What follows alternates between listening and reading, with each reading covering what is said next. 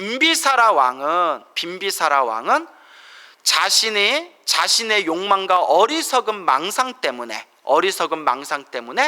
산에서 열심히 수행하고 있는 착한 수행자의 목을 잘라서 그 수행자를 죽인 그 무서운 업보로 다음 생에 끔찍한 지옥에 떨어져야 할 무거운 업이 있었는데, 그래도 부처님께 법문 듣고 부처님께 복과 선업을 많이 닦은 공덕으로 지옥에 떨어져야 할, 수없는 생애 동안 지옥에 떨어져야 할 그 수행자를 죽인 무거운 업보가 이번 생에 굶어 죽는 업보로, 그러니까 굶어 죽는 것도 가슴 아프고 끔찍한 최후지만 지옥에 떨어져서 수없는 세월 동안 지옥에서 끔찍한 고통을 받는 것보다는 이번 한 생 그냥 말년에 한 번 굶어 죽는 게, 비교해보면 굶어 죽는 게 훨씬 덜 괴로운 거 아니겠습니까?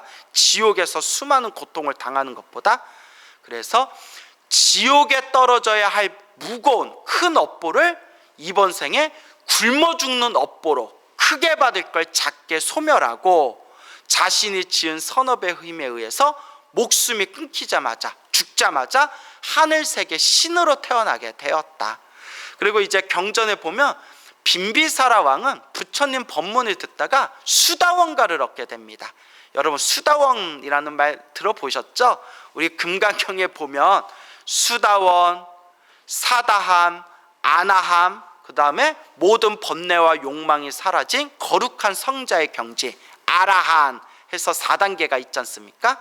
수다원, 사다함, 아나함, 아라한.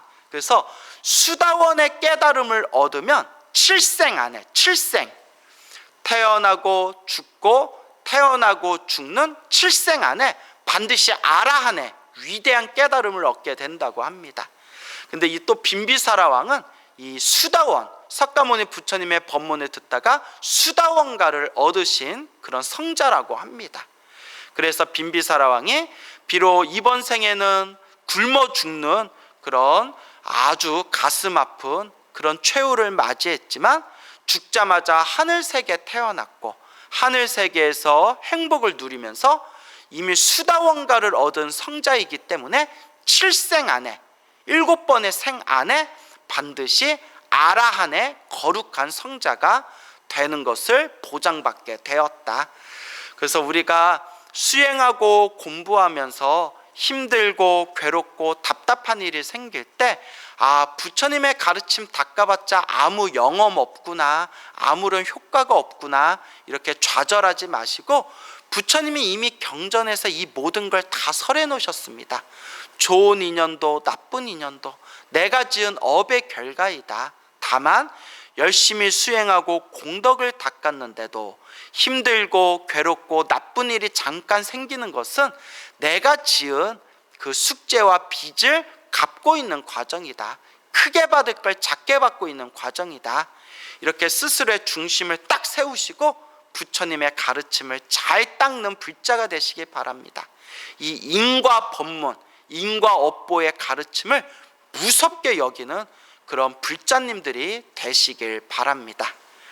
자, 그래서 아사세 왕, 빈비사라 왕과 빈비사라 왕의 아들이었던 아사세 왕의 이야기를 이제 들려드렸는데요. 자, 이제 마지막에 이제 더 중요한 거는 아사세 왕이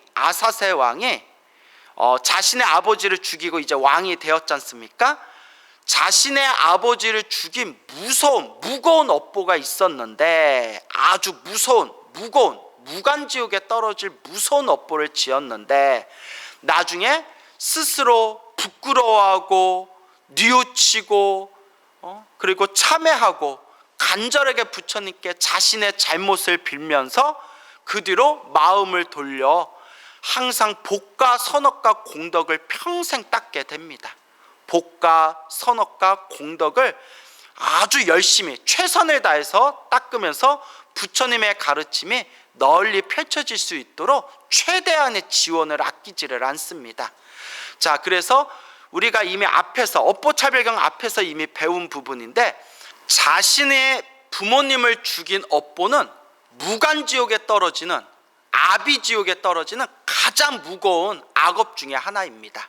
근데 이 아사세 왕이 자신의 아버지인 빈비사라 왕을 죽였지 않습니까? 결과적으로. 그래서 엄청나게 무거운 악업, 아주 무서운 업보를 지었는데 자신의 잘못을 뉘우치고 참회하면서 부처님의 법이 널리 펴질 수 있도록 그렇게 공덕을 닦게 됩니다. 그리고 부처님의 법문을 들으면서 이제 불법을 닦게 되는데, 부처님의 법문을 듣고 이 아사세 왕이 마음에 엄청나게 큰 기쁨을 느끼게 됩니다. 이 아사세 왕이 자신의 잘못을 뉘우치고 부처님의 가르침, 부처님의 법문을 들은 뒤에 마음에 엄청난 기쁨을, 환희를 느꼈을 때 부처님께서 제자들에게 다음과 같이 말씀하십니다. 만약에 저 아사세 왕이 아버지를 죽인 그 업보만 없었다면, 아버지를 죽인 그 악업만 없었다면 지금 법문을 들은 순간 저 아사세 왕이 깨달음을 얻었을 것이다. 수다원이나 사다함이나 아나함이나 깨달음을 얻었을 텐데, 다만 이번 생에 아버지를 죽인 그 무거운 업보에 의해서 부처님의 법문을 듣고 마음에 엄청난 큰 기쁨, 큰 환희는 느꼈지만 그 무거운 악업 때문에 깨달음까지는 얻질 못했다라고 하시는 내용이 또 어떤 경전에 나옵니다. 근데 이 아사세 왕도 결국 자신의 업보는 자기가 받는 거잖아요. 아사세 왕도 그 후일담을 보면 자기가 낳은 아들에 의해서 또 살해당했다고 합니다. 이게 무슨 이 끔찍한 이 악업의 이 어떤 모습입니까? 자신의 아버지를 죽였던 이 아사세 왕도 자신의 아들에 의해서 죽음을 맞게 되었다고 합니다. 하지만 이미 불법을 닦고 부처님의 가르침을 수행한 아사세 왕은 아들에 의해서 죽음을 맞이하게 되었을 때 이 또한 젊었을 때 내가 지었던 나의 업보를 내가 받는 것이다 라고 하면서 마음에 흔들림이 없었다고 합니다. 그래서 경전마다 내용이 좀 다른데요, 왜냐하면 경전마다 편집본이 좀 다르거든요. 경전에 의하면 대승경전에서는, 대승불교의 대승경전에서는 아사세 왕이 죽음을 당했지만 자기가 아버지를 죽인 그 무서운 악업이 있었지만 죽기 직전에 부처님의 법문을 듣고 마음에 큰 기쁨과 환희심, 마음에 큰 어떤 힘을 얻었기 때문에 바로 해탈하게 되었다, 뭐 이런 내용도 나오고요. 또 이제 다른 경전, 다른 편집본에 보면 지옥에 떨어지기는 떨어졌지만, 아사세 왕이 자기 아버지를 죽인 업보에 의해서 지옥에 떨어졌지만 지옥에 떨어지고 나서 얼마 안 돼서 바로 지옥에서 빠져나왔다, 지옥에서 금방 해탈하였다라는 내용도 있고요. 또 어떤 내용에서는 아사세 왕이 지옥에 떨어지기는 떨어졌지만 상대적으로 고통이 약한 지옥, 그래서 소지옥에 떨어졌다. 지옥도 대지옥, 아주 무서운 대지옥이 있고 지옥 중에서도 고통이 상대적으로 약한 소지옥이 있답니다. 작은 지옥에서 소지옥.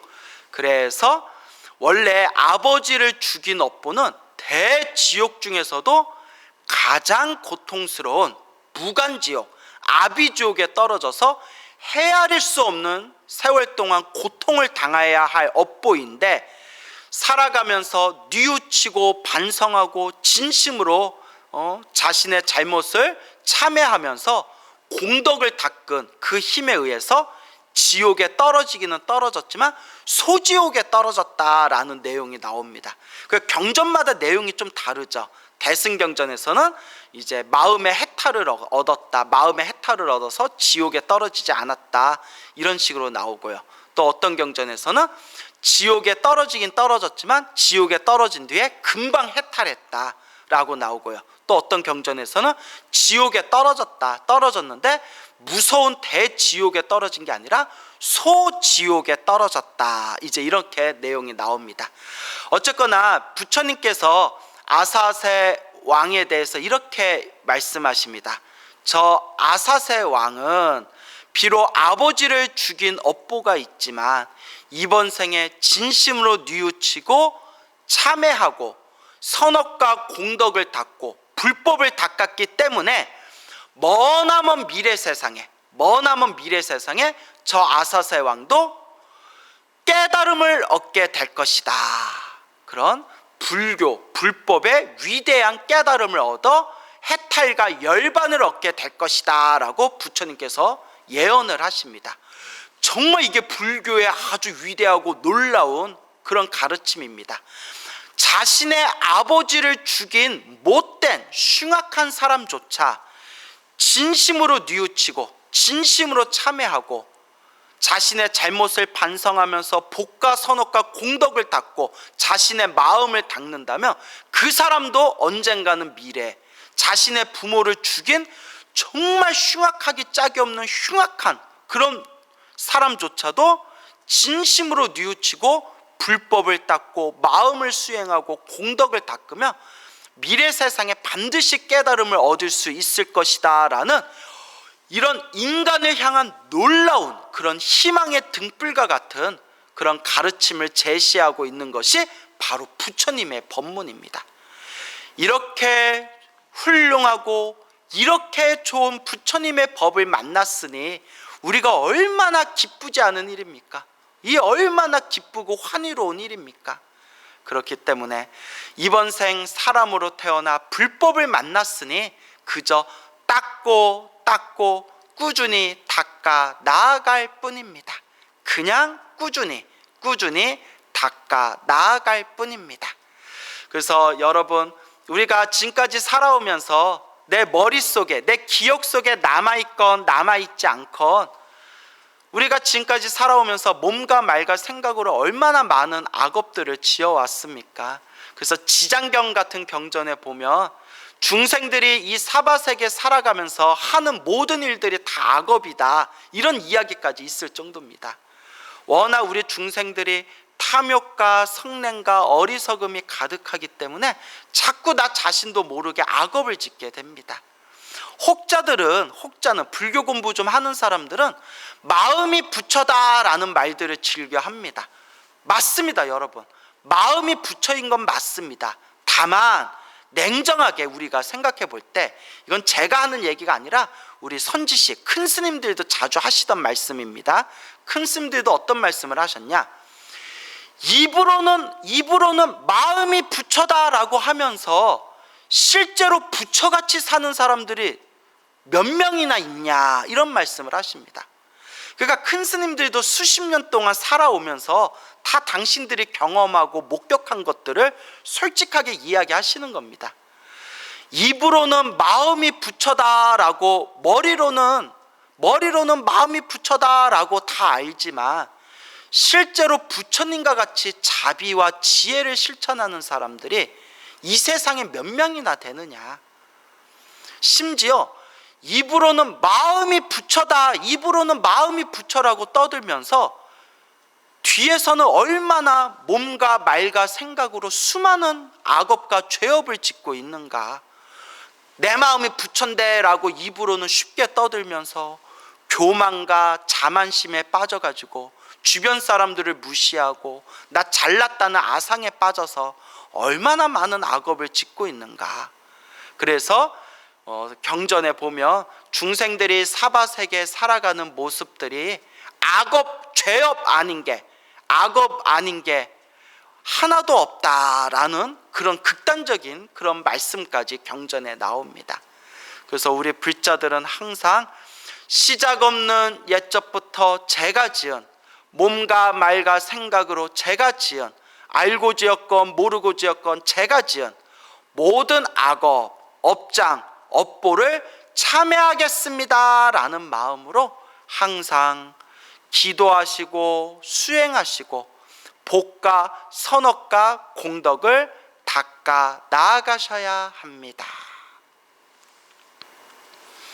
자, 그래서 이와 같이 어떤 중생이 지옥에 떨어지는 큰 업을 지었다 하더라도 부끄러워하고 두려워하고 그리고 스스로 뉘우치고 반성하고 참회하면서 용맹스럽게 몸과 마음으로 최선을 다해서 복과 선업과 공덕을 닦으며 수행한다면 혹 지옥에 떨어진다 하더라도 금방 해탈할 수가 있다라는, 정말 우리 같은 업장 많은 중생들에게 감로수와 같은 소중한 법문의 말씀이 되겠습니다.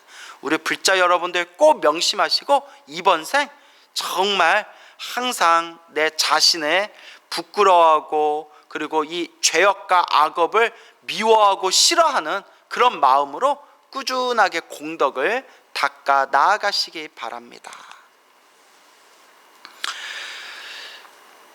그리고 부처님께서는 곧 개송으로 말씀하셨다. 만일 어떤 사람이 무거운 죄를 지었지만 짓고는 깊이 스스로 꾸짖으며 뉘우치고 다시는 짓지 않으면 능히 그 근본업을 뽑을 수 있느니라. 야, 참 좋은 말씀이에요. 어떤 사람이 무거운 죄를 지었지만, 알고 지었건 모르고 지었건, 스스로 탐욕과 성냄과 어리석음, 탐진치의 힘으로 인해서, 이 탐진치의 망상으로 인해서 무거운 죄업을 지었다 하더라도 짓고는, 무거운 죄업을 짓고는 스스로 꾸짖고 반성하고 뉘우치고 참회하고 다시는 짓지 않으면 그 근본업을, 내가 지은 무거운 업보의 그 뿌리를 뽑을 수가 있다. 그래서 불교는 운명을 바꾸는 법입니다. 내가 지은 업을 내가 받되 고정된 업이 아니라 얼마든지 내 노력에 의해서 바꿀 수 있는, 그래서 크게 받을 걸 작게 받을 수 있는 그 힘이 바로 불법 안에 있습니다. 그래서 우리가 참회라고 할 때, 우리가 참회합시다라고 하지 않습니까? 참회라고 할 때 이제 참회의 뜻이 이제 뉘우치다, 그리고 다시는 짓지 않겠다라는 뜻이 담겨져 있다고 합니다. 뉘우치고 반성하고 다시는 짓지 않겠다라는 그 의미가 바로 참회가 되겠습니다. 또한 어떤 업은 지으면서도 모으지 않는다. 어떤 업은 업인데 업을 지었는데도 모아지지가, 쌓아지지 않는 업이 있답니다. 그 업이 어떤 업이냐 한번 읽어볼까요? 즉 만일 어떤 중생이 몸과 입과 뜻 따위로, 그러니까 몸과 말과 생각으로, 몸과 입과 뜻, 생각으로 온갖 악업을 짓고는 고 두려워하고 부끄러워하여 그것을 멀리 여의고 멀리 벗어나고 스스로 깊이 뉘우치면서 다시 짓지 않으면 그것이 이른바 지으면서도 모으지 않는다는 것이다. 쌓이지 않는다는 것이다. 그러니까 업 중에서도, 업이란 게 내가 지은 걸 업이라고 하지 않습니까? 내가 몸과 말과 생각으로 지은 에너지를 업이라고 하는데, 내가 지은 업이지만 모이지 않는 게 있다, 쌓이지 않는 게 있다. 그것은 바로 내가 악업을 짓고 죄업을 지었다 하더라도 부끄러워하고 참회하고 뉘우치고 반성하고 다시는 짓지 않으면 내가 지었던 그 업이 짓기는 지었지만 쌓이지는 않는다. 그러니까 업장이 소멸한다는 거예요. 업이 소멸한다. 짓기는 지었지만 내가 그냥 용맹스럽게 최선을 다해서 뉘우치고 참회했기 때문에 그 업이 소멸해서 쌓이지가 않는다. 혹 쌓였다 하더라도 아까 말씀드린 것처럼 지옥에 떨어졌다가 금방 지옥에서 탈출하는 것처럼 쌓였다 하더라도 금방 그 쌓인 업을 우리가 소멸할 수가 있다. 이제 이런 내용이 되겠습니다.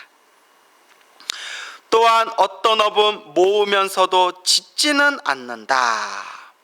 즉 만일 어떤 중생이 스스로는 업을 짓지는 않았으나, 그러니까 내 스스로 몸과 말과 생각으로 지은 업은 아니지만 나쁜 마음으로 사람들에게 악을 행하도록 권하면, 그러니까 다른 사람들에게 나쁜 짓을 하도록, 악업을 짓도록 그걸 권유하고 시키게 되면 그것이 이른바 모으면서도 짓지는 않는다는 것이다.